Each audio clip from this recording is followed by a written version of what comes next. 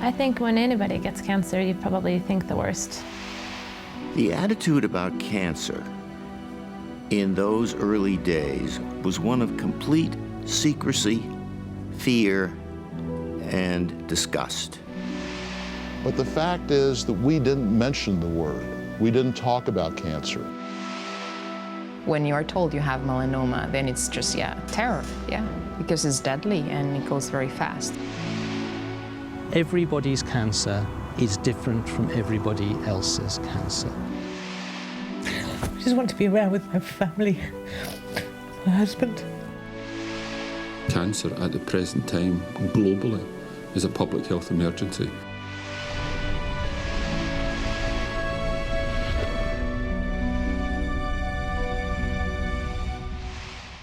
"50 years ago, no one even dared say the word cancer.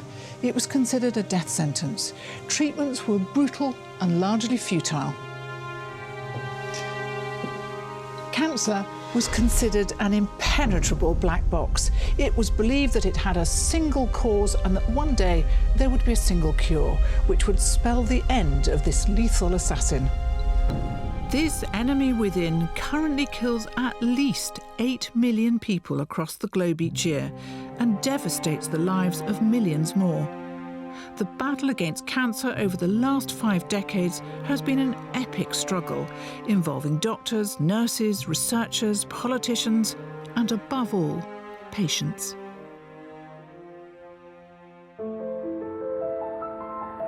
The story of cancer is an incredible one.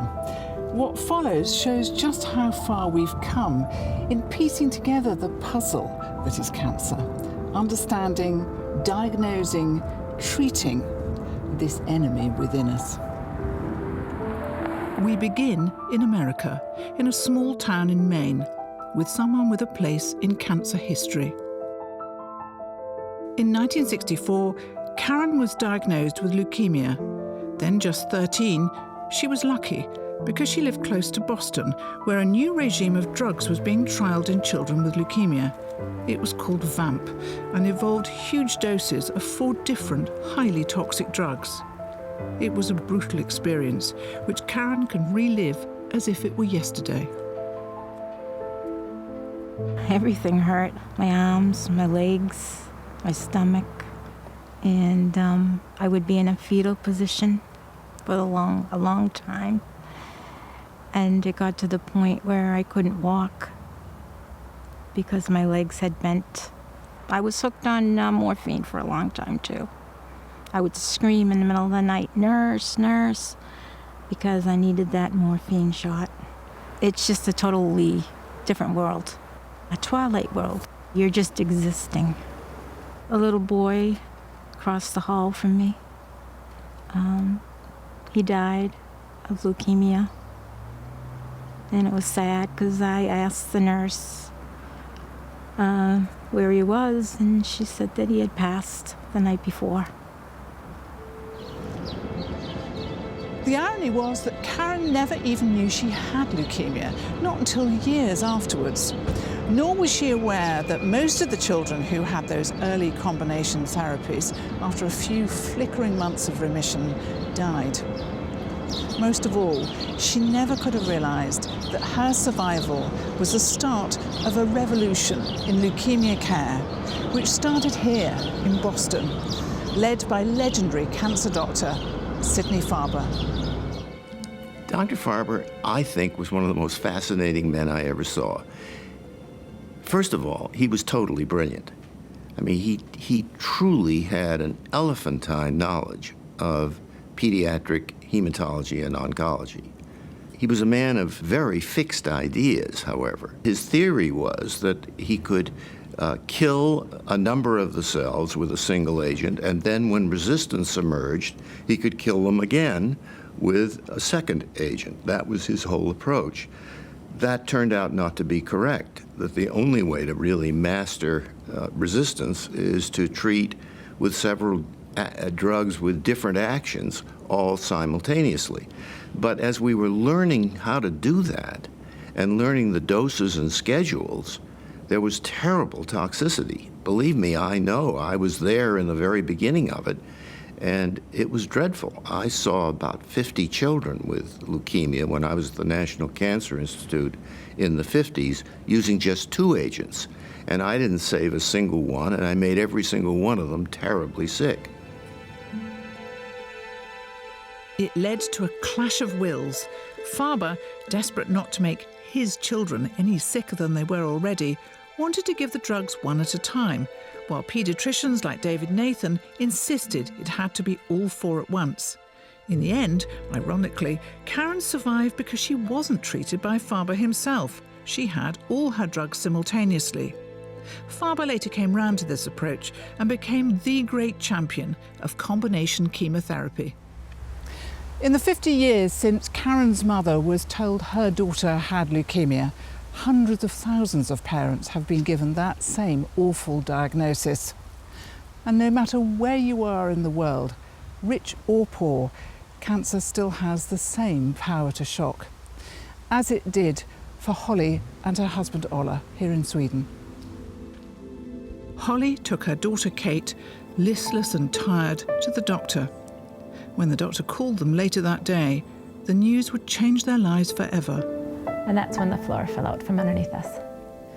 I think when anybody gets cancer, you probably think the worst. I think that's just kind of an automatic reflex that you do that. Their reaction is typical. Childhood leukemias are perhaps the cruelest of cancers. Fast and vicious, they snatch previously healthy children within months. Treatments today are founded on those flickers of remission seen 50 years ago. And while developments in the prevention of nausea and infection have had significant impacts on their effectiveness, the treatments remain brutal. She was losing weight, she was losing her energy, she was just this body laying on a bed. There wasn't anything to her, really. Couldn't get any response. You tried to get her to smile or to laugh or nothing. Combination chemotherapy is very hard on children. But I'll tell you something. I've talked to an awful lot of family, and those families have one thing in their mind. Give me back my child. If you have to hurt him to do it, that's okay. We'll live with that. In the early 60s, one had to tell parents that you only had about a 10 or 20% chance of pulling this off. And now we're at 85 or 90%. The fellows whom we're training now weep if they lose one. Whereas when I started, there was no hope for anybody. The determination of Sidney Farber and his colleagues to beat this terrible disease was the opening shot in the war against cancer. But this enemy within proved to be a real puzzle. Combination therapy, giving highly toxic drugs all at once, seemed to be the way forward. Surely it was just a question of finding the right combination. But these early breakthroughs gave no clue as to the size of the puzzle they were facing. So, in 1962, cancer was an enigma. It was known that it involved cells that were out of control, endlessly multiplying, and then, even more sinister, infiltrating other sites in the body. As to its cause, well, there were many theories. In the UK in the 1950s, a young doctor called Richard Doll had controversially suggested some cancers might be caused by smoking. But in the 60s, 4 out of 5 men smoked. How could something so everyday cause cancer? Doll's ideas were dismissed. The big idea in science in the 60s was that cancers were caused by viruses, but it was believed that they could be cured with combinations of drugs. And that's when cancer got political. In 1964, Sidney Farber came here to Washington to testify before Congress. He brought with him photos of those few precious survivors and tried to persuade Congress that if only there was more money, cancer could be cured, not just leukemias, but all of them with combination chemotherapy. Now, they used to say of Sidney Farber that if you gave him a tambourine, he'd beat it. But even he needed bigger guns. And that's where Mary Lasker came in. Lasker was a rich socialite in her 60s whose husband worked in advertising. Ironically, his wealth came from the Lucky Strike cigarette account. With Farber, she began to use modern advertising and PR techniques to wage war on cancer. Together with her powerful friends, she lobbied ceaselessly.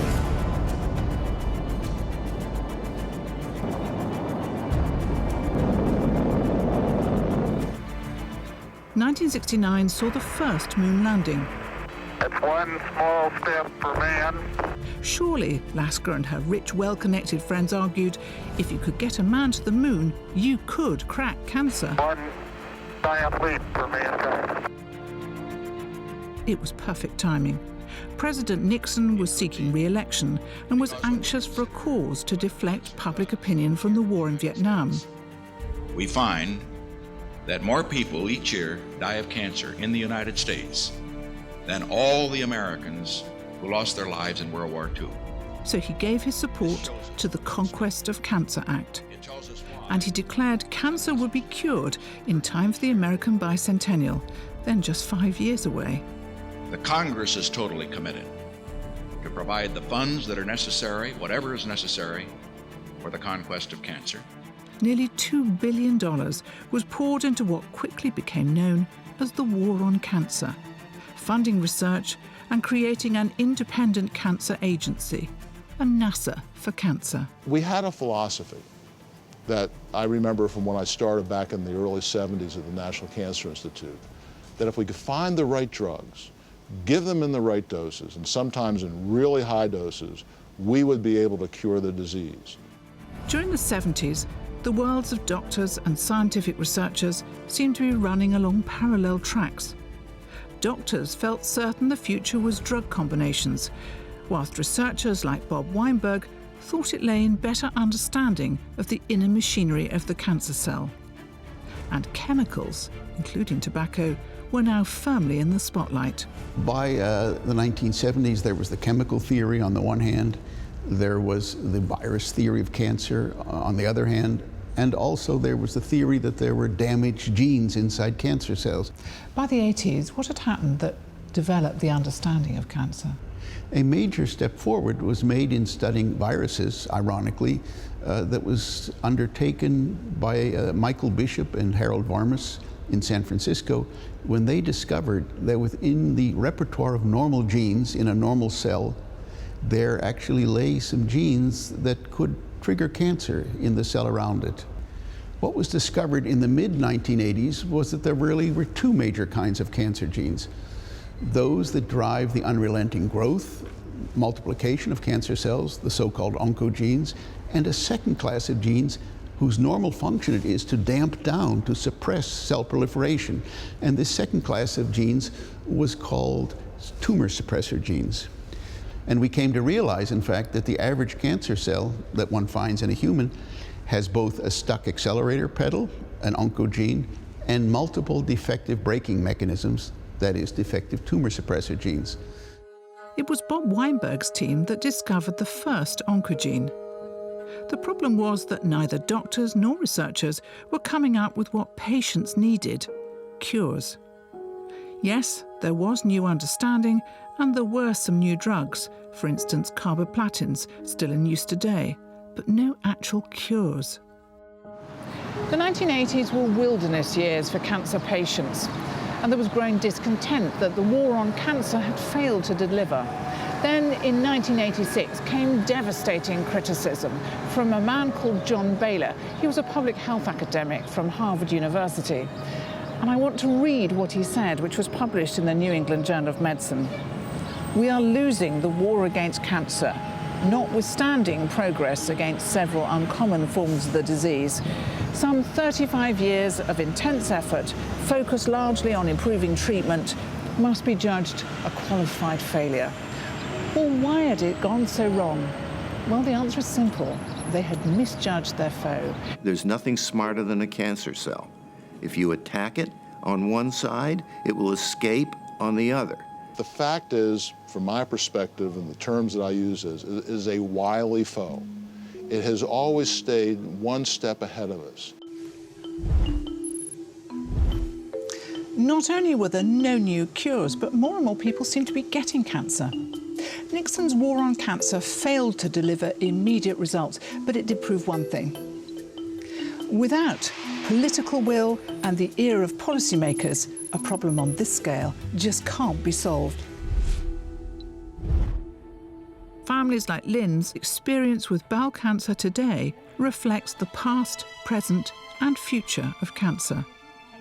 Lynn's son Matthew was just 19 when he was diagnosed with bowel cancer. In June 2005, Matthew first became ill. He'd got a lot of pain on his left-hand side. Over the next few months, he lost more and more weight until he'd lost in total 3 stone. He had blood tests, he was very anaemic, and he was sent for a colonoscopy, and that's when he was diagnosed. Tell me about Matthew's treatment. He had the whole of his colon and his spleen removed, and then he had 25 sessions of radiotherapy, followed by 9 months of chemotherapy. So, modern treatment combines chemotherapy and radiotherapy and surgery. Matthew now leads a normal life, but if he'd had his operation 50 years ago, it would have been a very different story. Until recently, the concept of radical surgery, pioneered by American surgeon William Halsted, ruled. He thought that if a patient's cancer returned, it was only because the operation hadn't been aggressive enough. For breast cancer, women routinely had both breasts removed, chest and arm muscles, even ribs, causing gross disfigurement and often lifelong pain and disability. I've come to Italy, to the European Institute of Oncology, to meet Professor Umberto Veronesi. As a young doctor in the 60s, he believed that there must be a better way to treat cancer. Soon, he was to radically challenge established wisdom. I realized that the mastectomy was not always necessary. You can imagine I was considered a quack, a charlatan. Dr. Veronesi did not win a popularity contest with that idea because the surgeons were convinced that Halsted was right. Now, there were younger surgeons who knew that Veronesi was right. In fact, in the 70s, when all this was beginning to occur, it was the younger surgeons who were cheering because they had become quite suspicious. Medicine and surgery is a business. And many surgeons understood that abandoning mastectomy would mean for them much less income. But I am a very stubborn man. And I decided to organize a trial, a randomized trial, comparing women having the mastectomy with the women having the conservative surgery. And the results after 10 years was the same, no difference. This was a fantastic day when I look at the data. Finally, I showed to all the surgical world that I was right. The influence of Veronesi and other pioneers of less invasive surgery has been profound in all cancers. This patient is having their bowel tumour removed using keyhole surgery. It involves a small cut, whereas bowel cancer surgery 20 years ago would have meant a chest to pubic bone incision. And it's not the only change. I qualified in 1984, and surgery was a very, very different thing in those days. Surgery isn't just what happens in an operating theatre. Surgery is about prior to the surgery and how you make your diagnosis, how do you plan the operation, and that has been dramatically changed. I mean, in those days, if we made the diagnosis of cancer based on a piece of tissue, we had really no way of staging that cancer. In other words, to see whether it's confined to the area, whether it's spread anywhere else. And, you know, most patients were in hospital for about 2 weeks. We had patients on starving for about 5 days before we gave them anything to drink or eat. They were up on a drip. And then the aftercare was also very, very different. So a lot has happened since I've qualified. But one thing has stayed the same. In the 1960s, surgery cured more people than any other treatment. And the same is true today. But surgery's many advances and refinements over the last 50 years mean that today it's not only more effective, but kinder and gentler too. In the 1960s and 70s, even diagnosing cancer was difficult. All we had really were plain x-rays. I can remember consenting patients for procedures which had the title of exploratory laparotomy, but what it really meant was the surgeon just had to take the patient to theatre, open up the abdomen, have a look inside, and quite often the answer was there was nothing they could do. If you had a cancer in your body, then surgery might reveal it. But if you had a cancer deep inside your skull, then surgery wasn't an option. How to see inside the skull was a problem that occupied a man called Godfrey Hounsfield. In 1967, Godfrey was walking through this gorgeous Nottinghamshire countryside when he came up with an idea, and it was this. Imagine that you have an object inside a box. How can you tell what that object is using X-ray? Well, if you use a single X-ray beam, you wouldn't be able to tell what it was. But if you were to use multiple X-ray beams, essentially you would be able to see the object inside from every angle. And if, as the beams passed through, they were analysed by a computer, you would be able to build up an image of the object inside. It was the beginning of computerised tomography, what we know better as CT scanning. The first CT scanner was put into operation in 1975. It revolutionised medicine and, in particular, the diagnosis and treatment of cancer.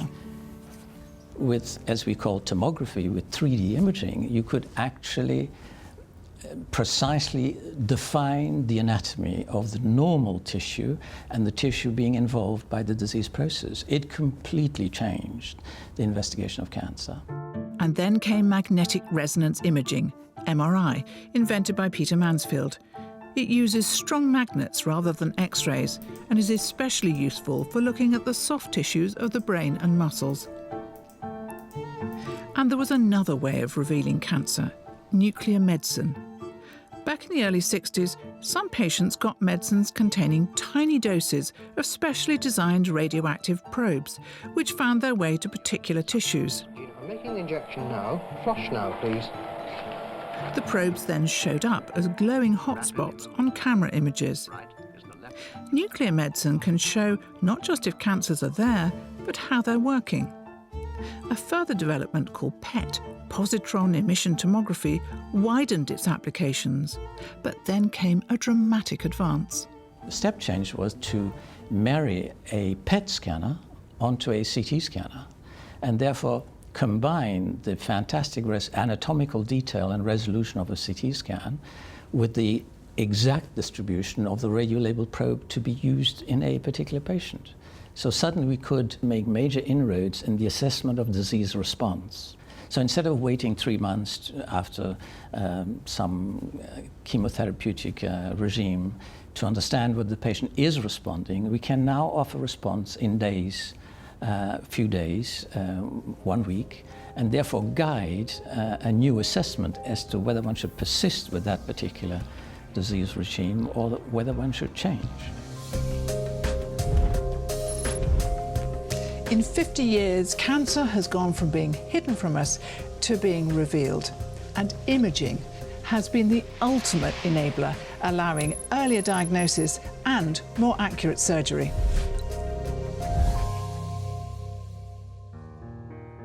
Imaging was critical to another area of cancer treatment, one that had been around for over a century, the use of radiation.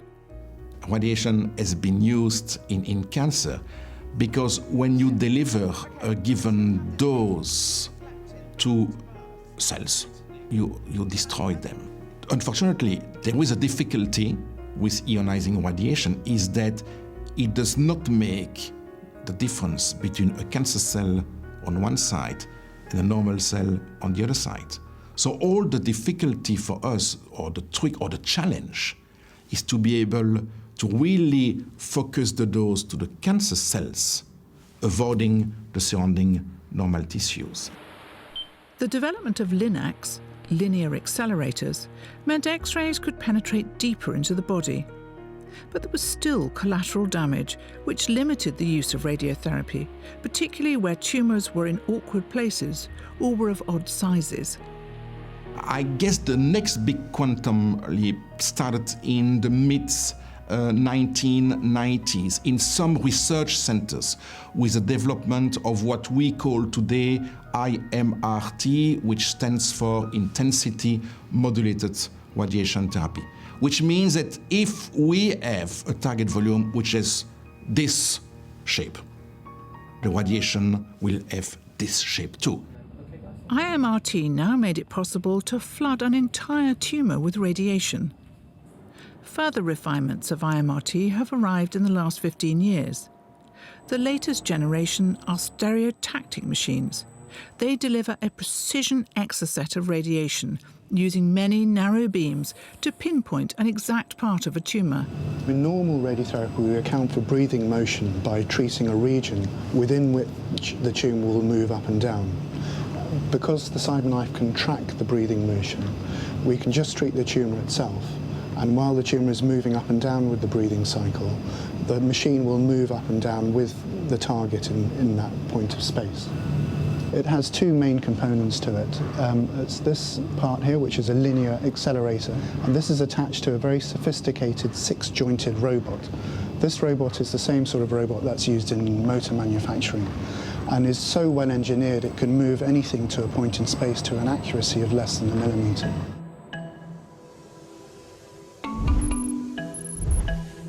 Advances in radiotherapy have mainly come from developments outside medicine, like robotics and more powerful computing. And the introduction of imaging has transformed the success of radiotherapy. It remains the second most important form of treatment after surgery.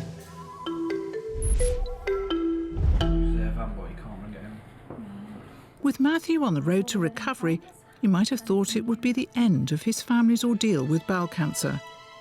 But what happened next was extraordinary. I was diagnosed with colon cancer. We were told then that, you know, it would definitely be genetic and they needed to look at family history then. I was aware that my father died in his early 40s. The hospital were anxious that Lynn should get in touch with her father's family, but there was a problem. Apparently the marriage split up before I was a year old and I never had contact with him. My daughter and myself decided to do a sponsored walk to raise funds for the new cancer centre that was opening in Nottingham.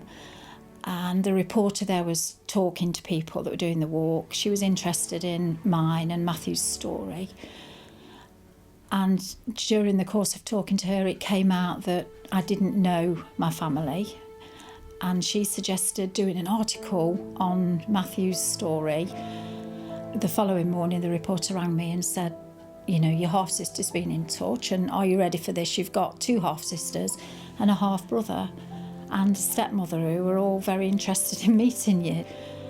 What she discovered next was the darkest of pictures. My grandma on my dad's side had had bowel cancer. Her sister had had it, and my dad's sister had also had it, and she'd lost her son with it at the age of 38. Understanding what was behind those families with many cases of cancer they led us to identify the genes that were responsible.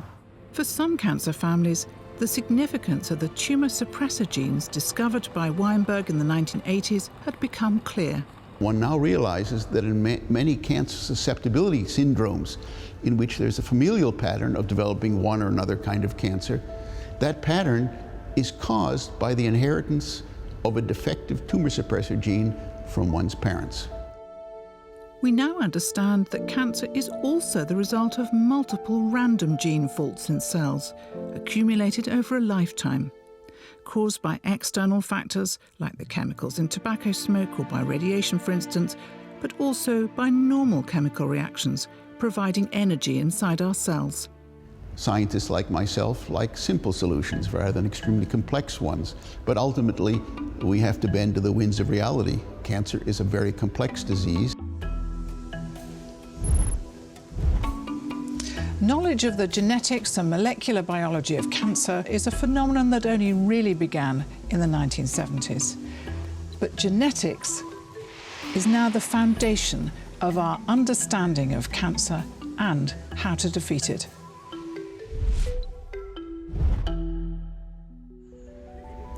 And then the first treatment to emerge from this new knowledge of molecular biology and genetics came. And once again, as so often in the history of cancer, it was from leukemia, and in particular, a type known as chronic myeloid leukemia. I was working in a lab on the regulation of cell growth, what causes cells to grow or what causes them to disobey normal growth signals. And one of the key regulators of growth is a family of enzymes called kinases.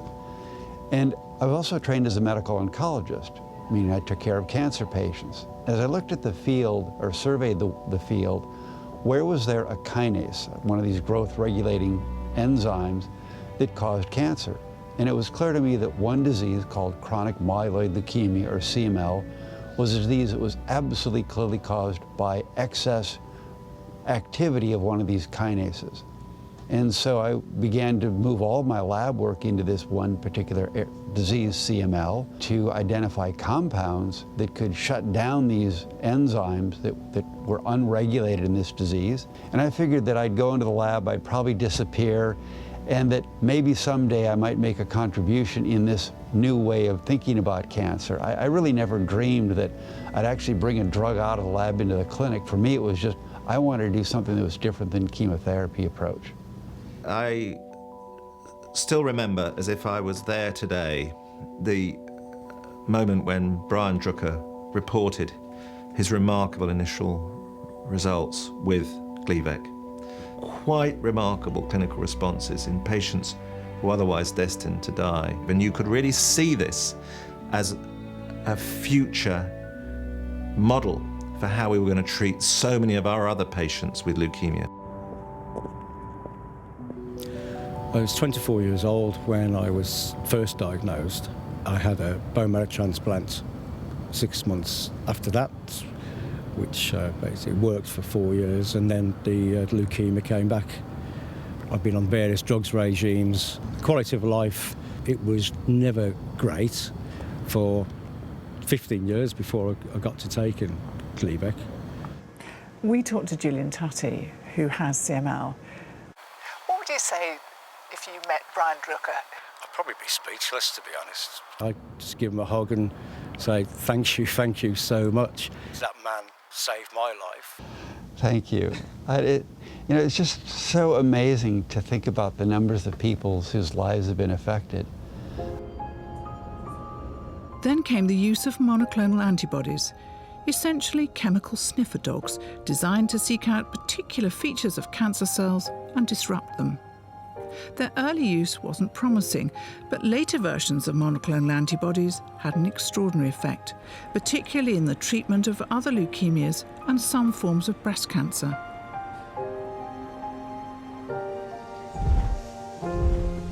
So Gleevec set the cancer world on fire, and other drugs followed, notably Herceptin for breast cancer. Targeted therapies provided new hope, because if you could find the mechanism behind a particular cancer and then target it with a drug, then surely every cancer could be conquered. When Doug Hanahan and I walked down into the mouth of the volcano in Hawaii, we thought that there must be a way to describe the entire complex phenomena of human cancer and all the various kinds of diseases in terms of a small number of unifying principles: sustaining proliferation, evading growth suppressive signals, resisting cell death, proliferating indefinitely, and invading and metastasizing.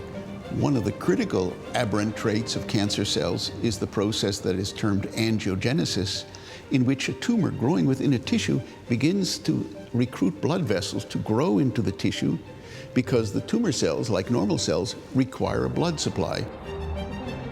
In the mid-90s, the oncology world was buzzing. A researcher here at Genentech in San Francisco had discovered VEGF, which enables tumours to help themselves to a blood supply. I felt extremely fortunate, that I came across VEGF. It's been because there was lots of people researching for this tumor angiogenesis factor, a valid, target, because blocking angiogenesis could be a real strategy to treat, cancer. This seemed to be a highly selective silver bullet for killing the tumors without damaging adjacent tissue. The fact is, a decade later, we came to realize that many of the anti-angiogenesis therapies that were designed to prevent the ingrowth of vessels into tumors didn't work that well. And they didn't work that well for a variety of reasons, in no small part because tumor cells were clever enough to figure alternative ways to circumvent the therapies thrown against them that were designed to starve them of new blood vessels. Drugs that starve tumours of their blood supply are important, especially in bowel cancer. But they've proved not to be the single answer. They have, however, highlighted the critical importance of the tumour's immediate surroundings, its microenvironment, to its growth. 50 years ago, we would think of cancer just as a ball of malignant cells, the cells gone wrong. Now we know that any cancer mass is in fact a complex microenvironment, a rogue organ in which many normal, usually good cells of the body are recruited and corrupted by the cancer cells to help it grow and spread. And this understanding that cancer is a rogue organ rather than simply a group of defective cells goes some way to explain why it's so hard to beat. But for all the progress we've made, curing some and turning others into chronic diseases, there are still too many types, like pancreatic cancer, for which the outcome is as bleak today as it was 50 years ago. I've been feeling tired, just tired, but more and more tired, until it got to the point where I thought maybe there was something amiss. So I went to the doctor. He'd referred me to a consultant. And then they were able to tell me very quickly what actually it was. And we were just stunned, really, just...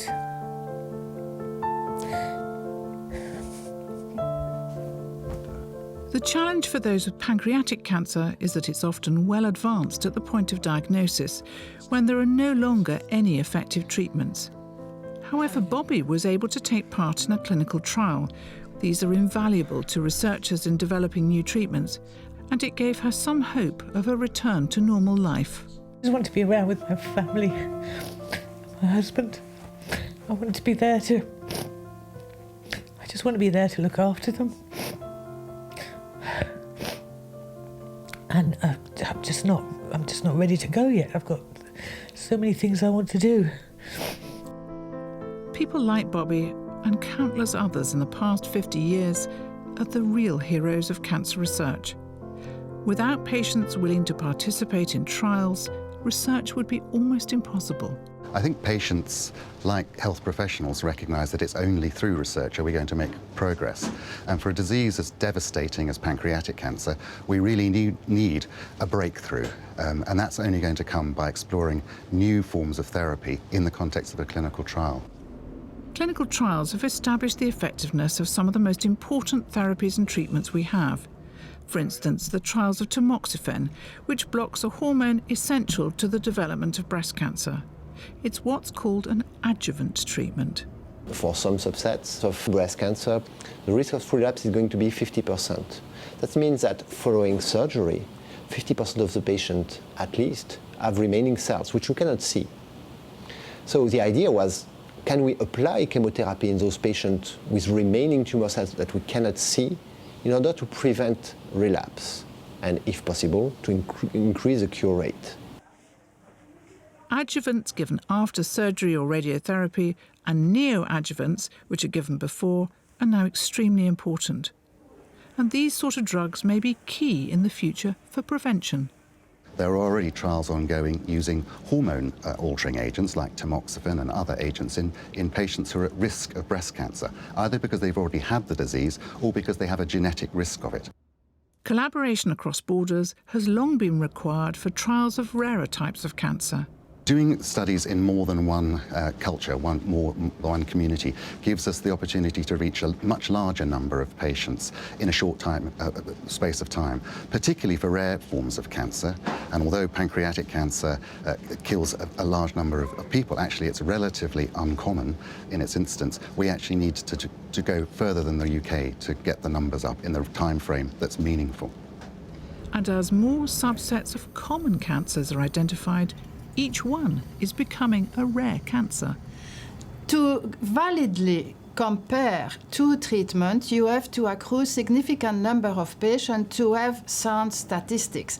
And because now we know so much the molecular characteristic of cancer, we have to compare not apples and pears, but really patients with the same molecular characteristics. So you need the same type of patient. And that is becoming extremely difficult.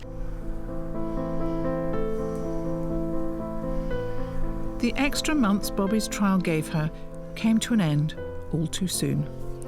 Within a few short weeks of meeting her, like so many before her, she died of this dreadful disease.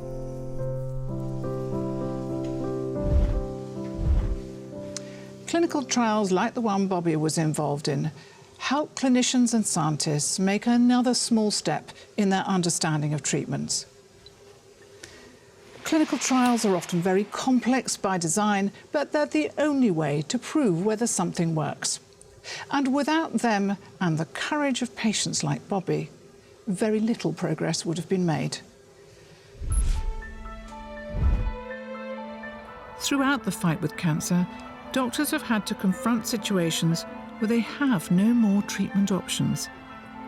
Palliative care for the dying was an alien concept to many physicians. Today, hospices like this are an integral part of cancer care, but 30 years ago, hospices hardly existed.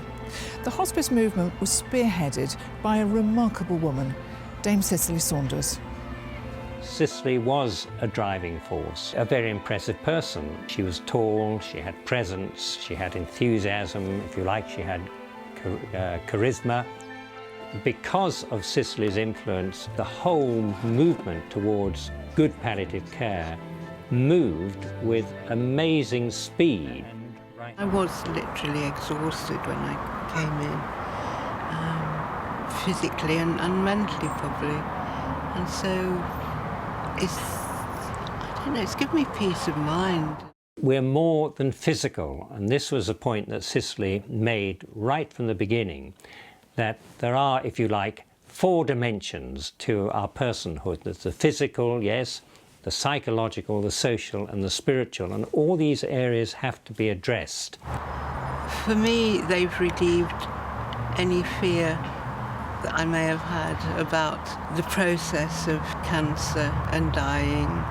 And if you can end your days without that fear of suffering, what is there to worry about? Yes, we continue to look after the physical needs. Yes, we are giving drugs to control this pain and that symptom. But unless we do it within this holistic context, then we're going to let our patients down and patients will continue to suffer. Acknowledging the importance of caring for those for whom no further treatment options are possible was difficult for the medical establishment to come to terms with. It's now accepted that palliative care has to be part of what's available to cancer patients, although it continues to be largely funded through charitable giving.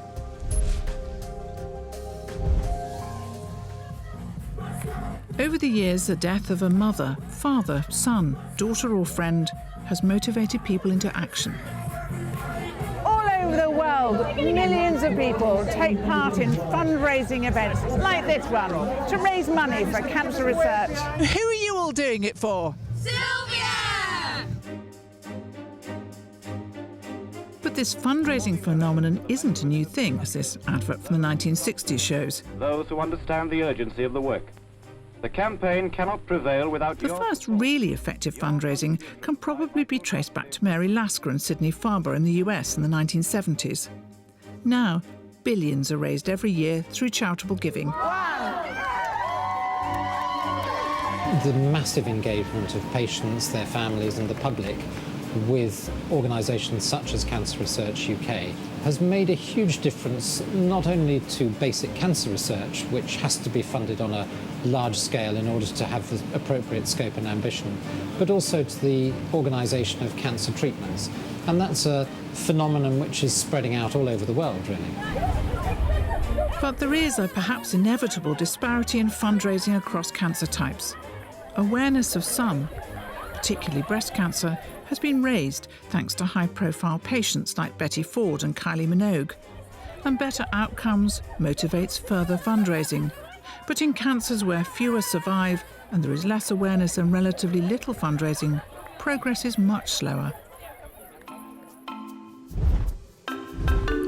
As cancer emerged from the hushed tones and shadows of the 1960s, so people became motivated to act, and their voices became louder and louder, even more so with the advent of the internet and then social media.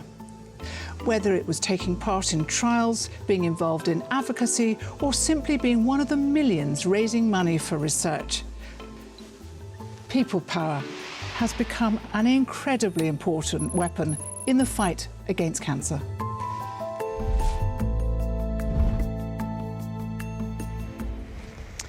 The discoveries that genes were involved in the mechanisms of cancer were incredibly exciting, but it was very slow and laborious work.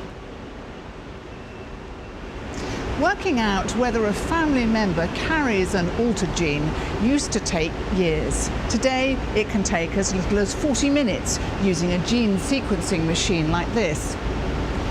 This room surely deserves a place in cancer history, because it was here in the Sanger Institute in Cambridge that the majority of the work decoding the human genome took place.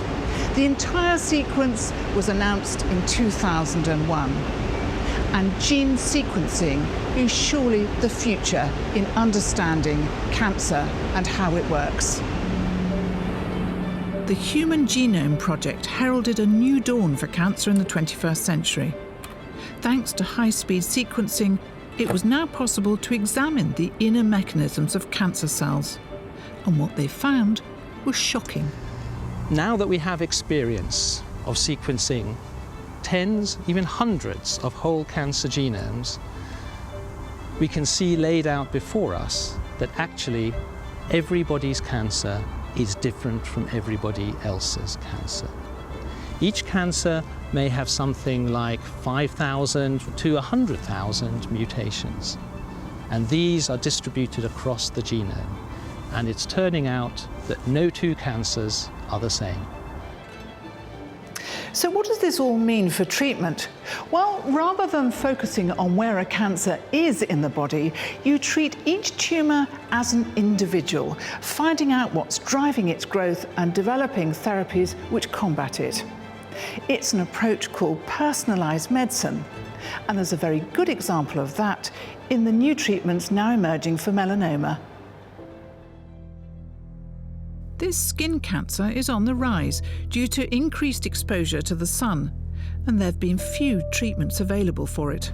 When you are told you have melanoma, then it's just, terror, because it's deadly and it goes very fast. The outlook for this young woman looked bleak, but a glimmer of hope had emerged, thanks to research carried out by Richard Marais. Genetic research at the Sanger Institute had established that a protein called BRAF was found much more commonly in some melanomas. BRAF is a protein that controls how cells communicate with each other, and its normal function is to tell cells where they are. We have 13 billion cells in our body, and they need to be coordinated, and one of the proteins that tell cells where they are and what they should do is BRAF. And so we manipulated the BRAF protein in cells. We either took it away or added it back in cells, and what we found when we did that was that we could make melanocytes, which are the precursors of melanoma, the cells that melanoma develops out of. By manipulating BRAF, we could turn their growth on and off. And that told us that the mutations actually had a biological property and made the tumor cells grow. When we realized that there were some lymph nodes that were taken, we had surgery, and that was confirmation that the disease was progressing. You're operating in this constant fear and uncertainty, and it's the first thing you wake up, that's what you think about. It's the last thing, the last thought on your mind. And it's hard also to deal with others because everybody else wants you just to get over it.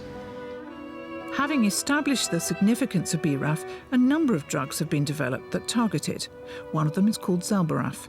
It has the potential to inhibit tumour cell growth, but only in those patients whose melanoma carries that BRAF mutation. In order to be able to decide what drug to give to a patient, you need to have a companion diagnostic. And what I mean by that is you need to be able to determine whether they have the feature that will make them sensitive to the drug, and then you need to be able to do that in real time so that the clinician can decide within a few days what treatment to give the patient. I knew I carried the mutation. And you just kind of like think, wow, miracle, you're going to be the lucky one to get the drug at the right time. The disease just like disappears. And when you have your first set of scans, it's just like accelerating. Unfortunately, the tumor that had been resected grew again. But I look back and I think, yeah, Zelboraf gave me 7, 8, 9 months of okay life.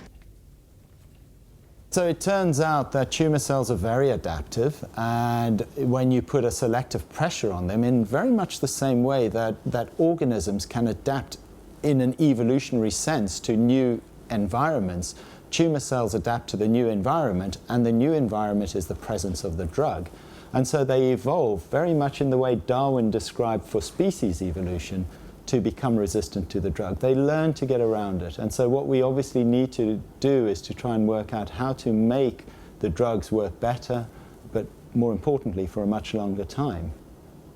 There is optimism because it's clear that there is not an infinite number of ways that a cancer can get around a new treatment. It may only have 2 or 3 ways of finding its way around. And if we can find ways of blocking all 2 or 3, then we may win the battle against that type of cancer. Clearly there are enormous opportunities for personalised medicine because we can start to tailor treatment to individual patients.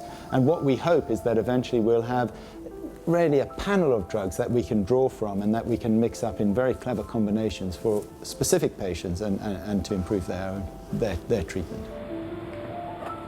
In a way, Sidney Farber was right. A combination approach to cancer therapy has a good chance of working better than a single agent. But cancer is a lot more complicated than he realised 50 years ago. The cutting edge of cancer treatments is personalised medicines. These promise to help deliver not only new medicines, but also using what are called companion diagnostics, tests to identify which people will benefit most from them.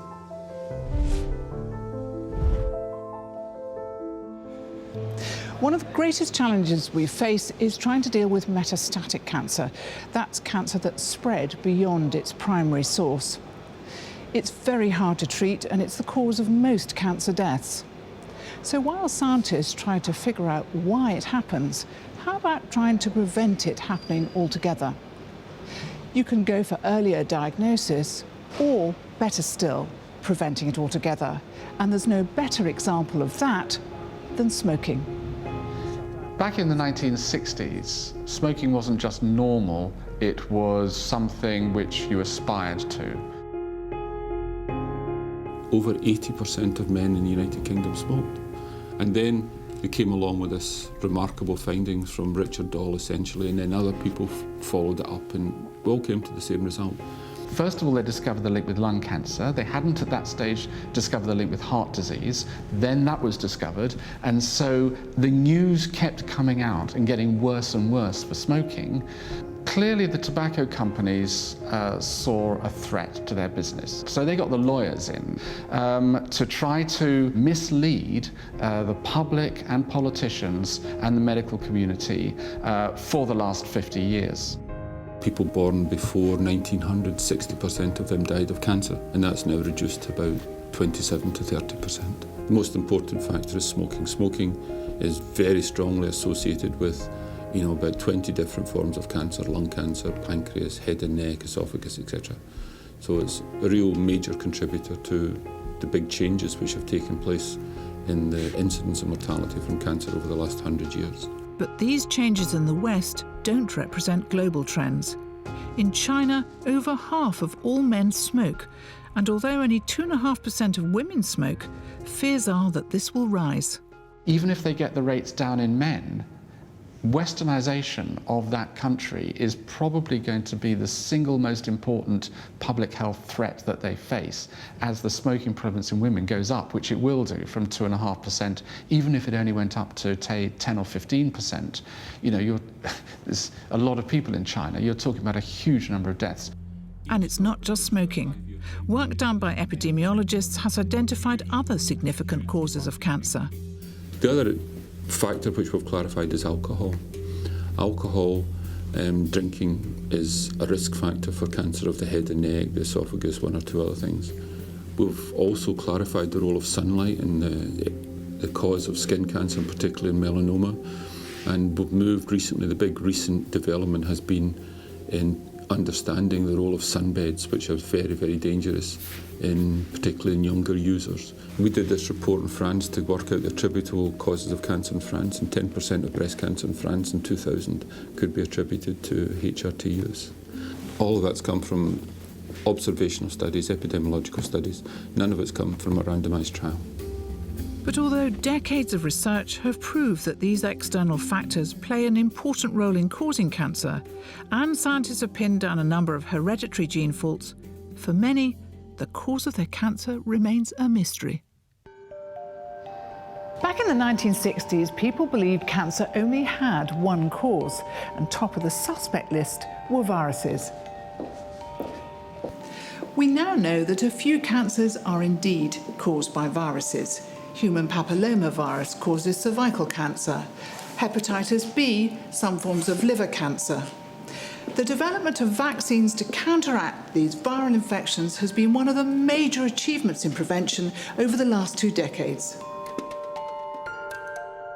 The introduction of mammography and cervical screening came after decades of effort by clinicians across the globe to prove their effectiveness. Increasing public awareness of the signs and symptoms is also very important for earlier detection. And for families like Lynn's, it's now possible for them to be screened for HNPCC, the inherited genetic variation now known to make them susceptible to bowel cancer. I was told that what they thought from tests on my tumour was that we had HNPCC. The news that it wasn't just Matthew affected, that it was my daughter, Alison, and my eldest son, Robert. I think I feel a lot of guilt that I've passed it on to them. But I'm relieved that there's screening, which should prevent it ever growing into a full-blown cancer. Screening has had a major impact on some cancers, and population studies by epidemiologists have helped to identify causes like sun exposure, infection, and of course, smoking. It's enabled large-scale preventive measures to be put in place, particularly in the West. Prevention is better and cheaper than cure. But there are many challenges: an ageing population, continuing rise in cancer deaths from smoking in Africa and in China, and right across the globe, tackling the risk factors associated with alcohol and obesity are proving extraordinarily difficult. And where's the next battlefield going to be in the fight against cancer? Well, history has a funny way of repeating itself. Monoclonal antibodies were dismissed in the 80s but came back triumphantly in the 90s in drugs like Herceptin to treat breast cancer. And what about the immune system? Well, that too was dismissed as a way of fighting cancer, but now it looks as though immunotherapy may be the treatment of the future. We think that probably bodies generate tiny cancers all the time, but that these get mopped up by the body's immunity because they're visible to the immune system. So when you've developed a cancer, when it's become apparent, what we think has happened is that that's evaded the detection of the immune system. It somehow got under the radar and managed to grow despite the immune system being there. And a lot of the progress we've made in the last few years has been about working out how you turn that back on, how you make the cells visible again, and how you uninhibit the immune system to allow it to do the work it should be doing. More recently, we've started to see more sophisticated approaches to changing the regulation of the immune system, either by switching off some of the stop signals, which would normally control it with antibodies, and also by producing populations of cells which are specifically geared to target things that you find on the tumour cell surface. So we're getting progressively more sophisticated. Immunotherapy looks very promising, but everywhere there are dazzling new prospects for the future. The intelligent knife is a completely new concept, and that is, could we, for example, during an operation, obtain bits of tissue to give us an immediate diagnosis of what we're looking at? Is it cancer? Is it not? If it's not a cancer, is it about to become cancer? In radiotherapy, the future will be about personalised doses based on the type of tumour being targeted. Some patients may need more dose. Some may need less dose. Why? Because we have seen that they have a particular molecular factor that make them or that make the tumor a little bit more sensitive to ionizing radiation. Better imaging will deliver ever more detailed and accurate pictures of tumours. But we want to investigate other properties of the tumour, such, for example, as the ability of the tumour to respond to oxygen treatment. And by doing these different types of investigations, we are really producing a new map of information, of different signals of a particular tumour. And genetic research will deliver more detailed and comprehensive information about the makeup of cancer. In recent years, we've been empowered by these extraordinary changes in DNA sequencing technology, which means we can now sequence the complete cancer genome and hundreds and thousands of complete cancer genomes, finding all the mutations within them. That is going to give us a completely new set of targets for the development of drugs. So development of cancer therapeutics is going to be hugely empowered by all this knowledge. We tend to think of advances only in terms of new treatments, but actually the reorganisation of cancer services within hospitals has had a profound impact. This has had to be implemented because now cancer is subjected not to one drug or one treatment, but to different combinations of treatments and technologies. It's meant cancer is most successfully delivered by multidisciplinary teams. It's no good at all unless we get the services organised so that patients get diagnosed early, so that they get assessed by which of these treatments is going to be best for the individual patient, and so that they then get into having the right treatment.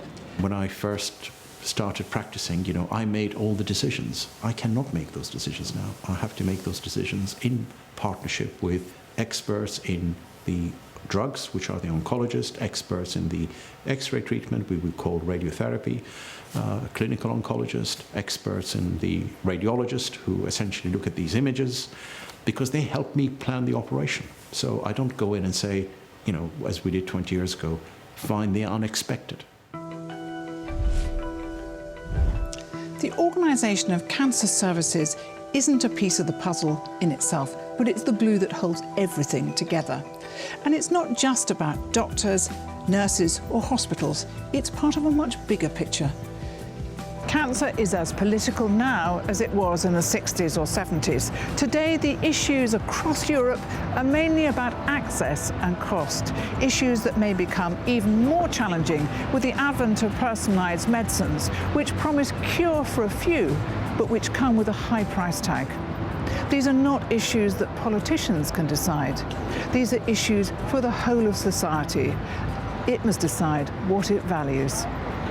What's the point to develop very effective treatment if no healthcare providers or no government can support them? So this is another dimension, another challenge for healthcare providers and social securities, is who is going to be able to afford the treatment that we are currently developing? Well, I think as society we want to afford good cancer care and good cancer treatment. Yes, there are going to be very big challenges there. There is potential for it to become more and more expensive. But what we really need to look at is where we can use the resources we've got to maximum benefit.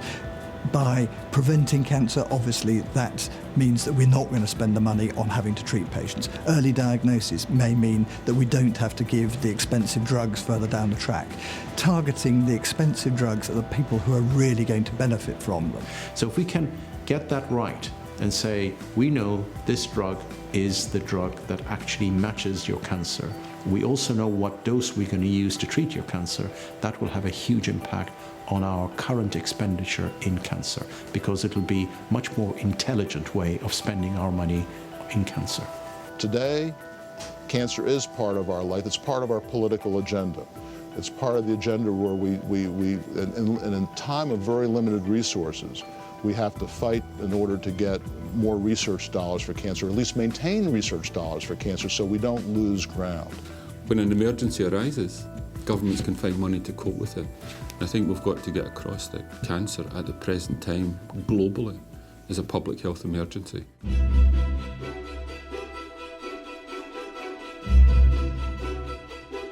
Back in Sweden, Kate's family represents the modern face of cancer.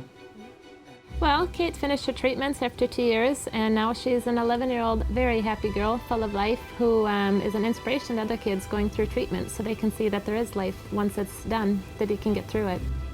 Why don't you follow me and we'll go see Kate? Lovely.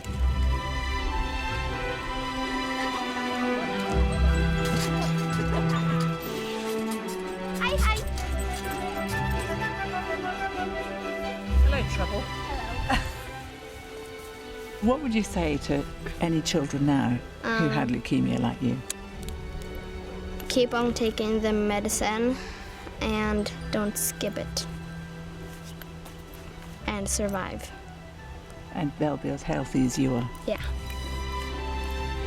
It's taken 50 years to turn leukemia into a disease survived by 95% of children.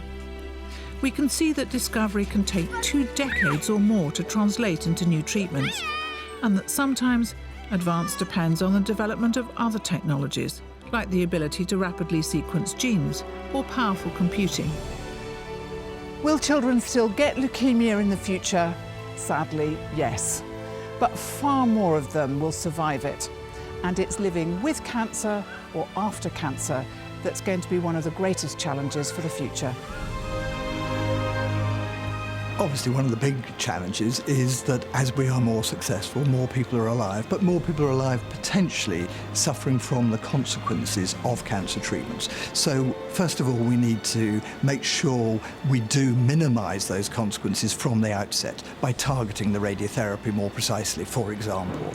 But also on top of that, we need to make sure that the support is there for people in the long term. We know that a lot of people get back to a normal life, but some do not, and we need to be able to support them better. So that's a big challenge for the future. So there's another piece to add. Survivorship. Learning how to live with cancer. We now know that cancer is as individual as we are, and that there never will be a single cure. But we do have cures for some, and others we're learning to live with. Above all, we know that collaboration across disciplines and across borders is our best hope of defeating cancer. This puzzle isn't complete. Perhaps it never will be. But we know that with every new step, every new glimmer of hope, we come closer to defeating our enemy within.